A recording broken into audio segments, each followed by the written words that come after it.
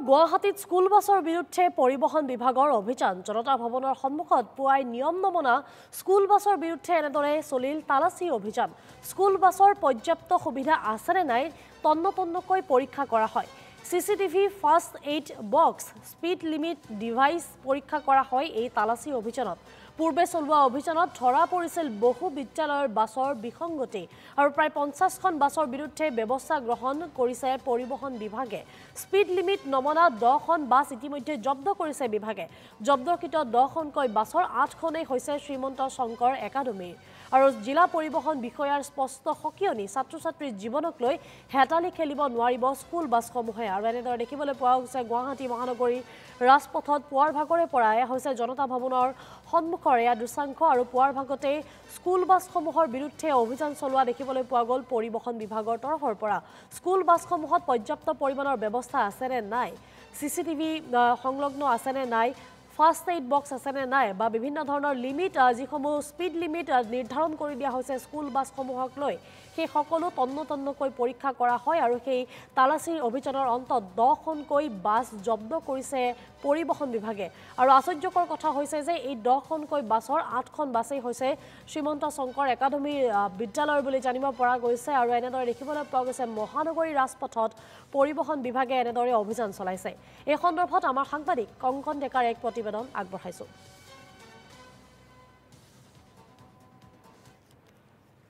হয় চাওক ৰাতিপুৱা ভাগতে আচলতে পৰিবহণ বিভাগৰ পৰা এয়া তালাচী অভিযান আৰম্ভ হৈছে স্কুল বাছক লৈ তালাচী অভিযান এই মুহূৰ্তত মই দৃশ্যাংশ পোনপটীয়াকৈ দেখুৱাইছোঁ ৰাতিপুৱাৰ ভাগত যিসমূহ স্কুল বাছ আচলতে যোৱা হয় সেই স্কুল বাছক তন্নতন্নকৈ এই মুহূৰ্তত পৰীক্ষা কৰা দৃশ্যাংশ দেখুৱাইছোঁ কাৰণ স্কুল বাছৰ পৰ্যাপ্ত পৰিমাণৰ সুবিধা থাকিব লাগিব বাছসমূহত কি ধৰণে আচলতে সুবিধা থাকিব লাগিব সেয়া ধুনীয়াকৈ তেখেতসকলে পৰীক্ষা কৰা হৈছে আৰু এয়া এই মুহূৰ্তত আমি দৃশ্যাংশ দেখুৱাই আছোঁ যে এখন স্কুল বাছক এই মুহূৰ্তত তালাচী কৰি থকা হৈছে বাছখনত পৰ্যাপ্ত পৰিমাণৰ সুবিধা কেনেকুৱা ধৰণৰ সুবিধা আছে সেই বাছৰ ভিতৰত গৈ পৰীক্ষা কৰা হৈছে স্কুল বাছসমূহত CCTV সংলগ্ন থাকিব লাগিব স্কুল বাছসমূহত FA বক্স থাকিব লাগিব যদি স্কুল বাছসমূহত হঠাৎ অগ্নি সংযোগ হয় তাৰ কাৰণে আচলতে অগ্নি নিৰ্বাপন কৰিব পৰা বস্তু আছেনে নাই বাছৰ ভিতৰত সেয়া পৰীক্ষা কৰা হ'ব আৰু এই মুহূৰ্তত আমি এয়া দৃশ্যাংশ দেখুৱাইছোঁ বা যিকোনো এখন বাছ বিভিন্ন সময়ত আমি দেখা পাওঁ যে পুৰণি স্কুল বাছসমূহ আচলতে চলি থকা দেখিবলৈ পোৱা যায় আৰু সেই বাছসমূহ পৰীক্ষা কৰা যায় আৰু আজিৰ দিনটোৰ ভিতৰতে সেয়া আচলতে বাছসমূহৰ সেই দিশটো চোৱা হৈছে যে বাছসমূহত কিমান পুৰণি সেই বাছসমূহ বা সেই বাছসমূহৰ ফিটনেছটো কিমান দিনলৈকে আছে সেই দিশটো চোৱা হ'ব আৰু এই মুহূৰ্তত আমি এয়া দৃশ্যাংশ দেখুৱাইছোঁ জনতা ভৱনৰ সন্মুখত এয়া তালাচী অভিযান আৰু এই তালাচী অভিযান চলাই আছে পৰিবহণ বিভাগৰ ফালৰ পৰা আমি সম্ভৱ যদি হয় আমি বাছখনৰ চালকৰ সৈতে কথা পাতিবলৈ চেষ্টা কৰিম এই অভিযানটোত তেখেতসকলৰ আচলতে কেনেকুৱা ধৰণে পৰ্যাপ্ত পৰিমাণৰ সুবিধা আছে আমি দাদা আপোনাৰ সৈতে কথা পাতিব বিচাৰিম বাছখনত যিটো সুবিধা লগা হয় সেই সকলো সুবিধা আছে বৰ্তমান এতিয়া আছে CCTV যি আছে সেই CCTVসমূহ কি ধৰণে পৰীক্ষা কৰা আপোনাৰ ইয়াতে সেইবিলাক CC কেমেৰাৰ বিষয়ে আমি নাজানো সিহঁতৰ আৰু ভিতৰৰ কথা আমি যিমানখিনি দিছে সেইখিনি জানো আৰু স্কুলৰ ছাত্ৰ ছাত্ৰীসমূহৰ যি সুবিধা হয় যি সুবিধা দৰকাৰ হয় সেই সুবিধাখিনি সম্পূৰ্ণভাৱে ৰখা হৈছে আছে বৰ্তমান ইয়াত ৰখা আছে স্কুল বাছৰ এটা স্পীড লিমিটো বান্ধি দিয়া হৈছে 40 বেগত চলাব লাগিব সেই নিয়মটো আপোনালোকে আমাৰ 40তে চলে আমাৰ স্কুলৰ পৰা কোৱা আছে আমাৰ 40 মিটাৰ চলে এই ধৰণে আচলতে চালকসকলেও সেই নিয়ম বান্ধি ৰাখিছে আৰু এই চালকসকলেও সেই কথা উল্লেখ কৰিছে যে তেখেতসকলেও স্কুল কৰ্তৃপক্ষৰ ফালৰ পৰা তেখেতক জনোৱা হৈছে যে 40 বেগতে সেই বাছ তেখেতসকলে স্কুলৰ যিসমূহ কণ শিশু আছে বা স্কুলৰ যি ছাত্ৰ ছাত্ৰী আছে সেই ছাত্ৰ ছাত্ৰীসমূহ কঢ়িয়াই এইদৰে আৰু এয়া সেই মুহূৰ্তত আমি দৃশ্যাংশ দেখুৱাইছোঁ এই ধৰণে আচলতে প্ৰতিখন বাছতে তালাচী অভিযান চলাইছে আৰু প্ৰতিখন বাছতে পৰীক্ষা কৰি থকা হৈছে যে সেই বাছসমূহৰ ফিটনেছ কেনেকুৱা বাছসমূহৰ কি সুবিধা আছে স্কুলৰ যিসমূহ ছাত্ৰ ছাত্ৰী আছে সেই ছাত্ৰ ছাত্ৰীসমূহৰ সুবিধাৰ্থে কেনেকুৱা ধৰণৰ আচলতে সুবিধা বাছসমূহত ৰাখিছে কাৰণ বিভিন্ন সময়ত দেখিবলৈ পোৱা যায় যে স্কুল বাছৰ যি দৌৰাত্ম্য থাকে সেই দৌৰাত্ম্যত বা স্কুল বাছৰ যিসমূহ নিয়ম থাকে সেই নিয়মসমূহ বহুতে নমনা দেখা যায় আৰু আমি এই মুহূৰ্তত পৰিবহণ বিভাগৰ ফালৰ পৰা আমি মন্তব্য ল'বলৈ চেষ্টা কৰিম কি ক'ব আমাৰ এইটো নিৰন্তৰ অভিযান চলি আছে আৰু আমি স্কুল বাছৰ ক্ষেত্ৰত কোনো কাৰণতে কম্প্ৰমাইজ কৰিব বিচৰা নাই সেয়েহে অহৰহ প্ৰায় প্ৰতিদিনে আমি স্কুল বাছসমূহ চেকিং অব্যাহত ৰাখিছোঁ আৰু যাতে নিখুঁতভাৱে স্কুল বাছসমূহ চলে। আজিৰ ছাত্ৰ অহাকালিৰ নাগৰিক আৰু স্কুলৰ সকলোবোৰ ষ্টুডেণ্টক নিৰাপত্তা প্ৰদান কৰাটো চৰকাৰী এজেঞ্চি হিচাপে আমাৰ দায়িত্ব আৰু কৰ্তব্যৰ ভিতৰতে আছে। গতিকে এইটো এটা কণ্টিনিউ প্ৰচেছ। এতিয়া চাব, মনত ৰাখিব, উচ্চতম ন্যায়ালয়, CBSE গাইডলাইন আৰু children protection act, commission for the children protection এক্টে কিছুমান নীতি নিয়ম ধাৰ্য কৰি দিছে। যেনে ধৰক স্কুল বাছখনত CC কেমেৰা থাকিব লাগিব। CC কেমেৰা থাকিলে নহ'ব, CC কেমেৰা মনিটৰিং থাকিব লাগিব। স্কুলত ফায়াৰ এক্সটিংগুইছ থাকিব লাগিব, ফাৰ্ষ্ট এড বক্স থাকিব লাগিব, ছিটবোৰ কমফৰ্টেবল হ'ব লাগিব, ছিট বেল্ট থাকিব লাগিব। এই যিসমূহ কিতাপ পত্ৰ লৈ অহা বেগখন লোৱাৰ কাৰণে ৰেক থাকিব লাগিব, লগত থাকিব লাগিব আপোনাৰ এই ইমাৰ্জেঞ্চি এক্সিট থাকিব লাগিব। এইবোৰ সকলো বাছতে থাকিব লাগিব।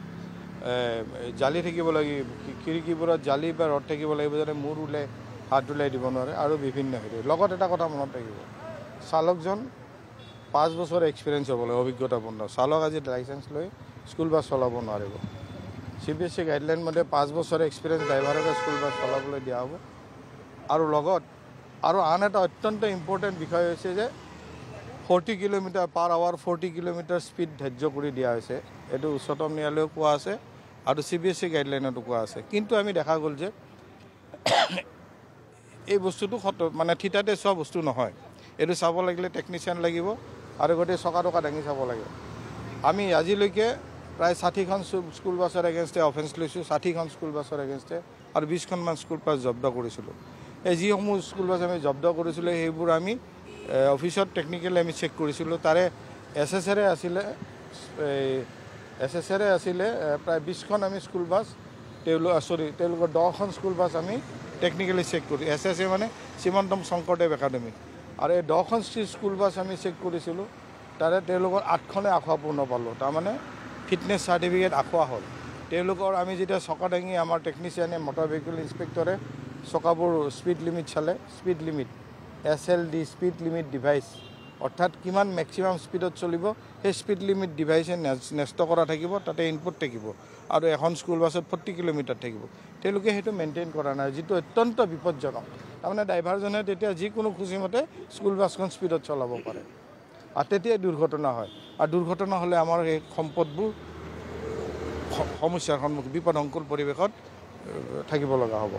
গতিকে আমি স্পীড লিমিট ডিভাইচসমূহ চেক কৰিলোঁ। গতিকে শ্ৰীমন্ত শংকৰদেৱ একাডেমীৰ 10খন গাড়ীৰ বিপৰীতে 8খন গাড়ীৰ স্পীড লিমিট ডিভাইচ 80, 90, 100লৈকে উঠিলে, 40ৰ পৰিমাণে। তৎকালীনভাৱে তেওঁলোকক 3 দিন সময় দিয়া হ'ল, স্কুল বাছ চলাবলৈ মানা কৰা হ'ল, আৰু এইসমূহ আখুৱা টেকনিকেলি ঠিক কৰি পুনৰ চেকৰ কাৰণে তেওঁলোকক আকৌ এপিয়াৰ কৰিবলৈ আমি ডাইৰেকশ্যন দিয়া আছে। এইটো প্ৰক্ৰিয়া চলি আছে। গতিকে এনেকুৱা যাতে নহয়।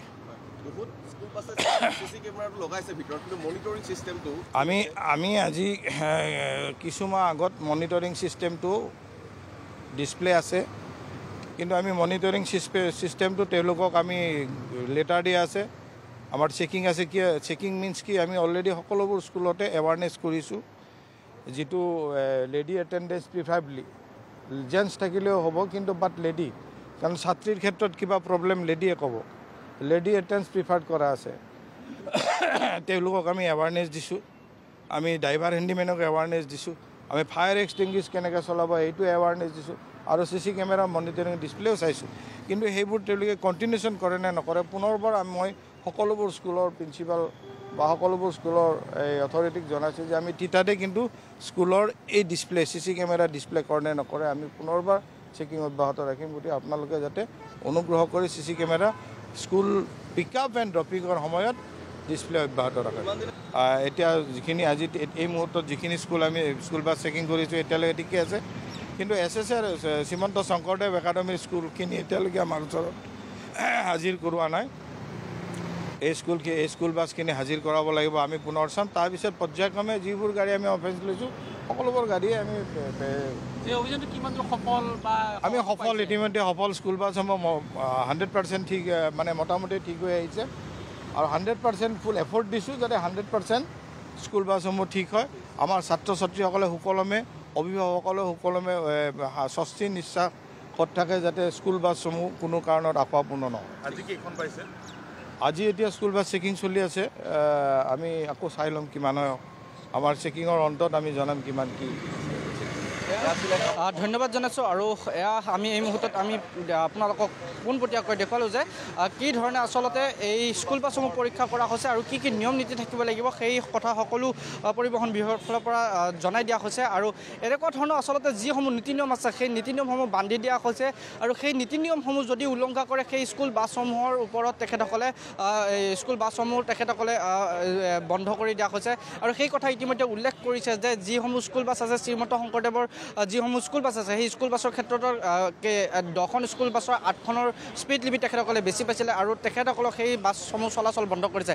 এনেকুৱা ধৰণৰ আচলতে মহানগৰীত যিসমূহ বাছ আছে সেই স্কুল বাছসমূহ চলি আছে তাত যদি এনেকুৱা ধৰণৰ নীতি নিয়ম উলংঘা কৰে তেখেতসকলে কিছু তথ্য লাভ কৰে বা সেয়া পৰীক্ষাত যদি ওলাই পৰে তেতিয়াহ'লে সেই স্কুল বাছসমূহ তেখেতসকলে নিজে বন্ধ কৰি দিব। আৰু ছাত্ৰ ছাত্ৰীৰ সুবিধাৰ্থে কিসমূহ বাছত আচলতে সুবিধা থাকিব লাগিব সেই সকলো দিশ চাই কেনে আজি ৰাতিপুৱাৰ ভাগতে জনতা ভৱনৰ সন্মুখত এয়া তালাচী অভিযান